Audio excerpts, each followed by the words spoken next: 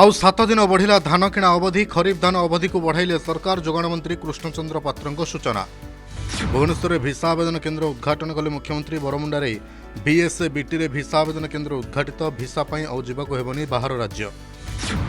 Nabarangpur कोसागुमुड़ा block भामुणी गाँव में गोरु मड़क मक्का कारखाना विषाक्त पानी पी 25 गुरु मृत। 15 दिन में गलानी 50 गुरुंग जीवन।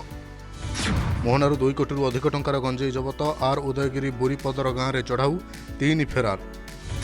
प्रधानमंत्री मोदी बासभवन में कैबिनेट कमिटी बैठक। मध्यप्राच्य युद्ध को नहीं गुरुत्वपूर्ण बैठक जारी। प्रतिरक्षा मंत्री राजनाथ सिंह, गृहमंत्री अमित शाह उपस्थित। पेट्रोल और डीजेल नहीं विभागीय जुग्म सचिवों बड़ घोषणा। 2 मास देश में महजुद अछि अशोधित तैल। भयभीत न होगाकू अनुरोध। हरमुज एकाठी हे 35 देश। प्रतिबंधक हटाइवाकू ब्रिटेन पक्षर प्रयास। चलित सप्ताह बैठक करने नहीं ब्रिटेन पीएम को घोषणा। चंडीगढ़ में बीजेपी पार्टी ऑफिस बाहर विस्फोरण। किए विस्फोरण घटाइला होइनि स्पष्ट। पुलिस और सीएफएसएल पक्षर छानभिन।